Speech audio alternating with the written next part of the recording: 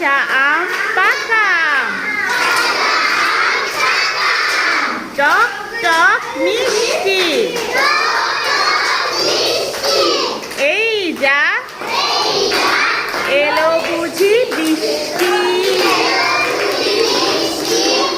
আবার আবার ঝড় এলো এলো ঝড়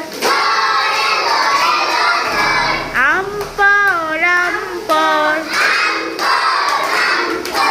কাঁচা আম পাকা আম টক টক মিষ্টি এই যা এলো বুঝি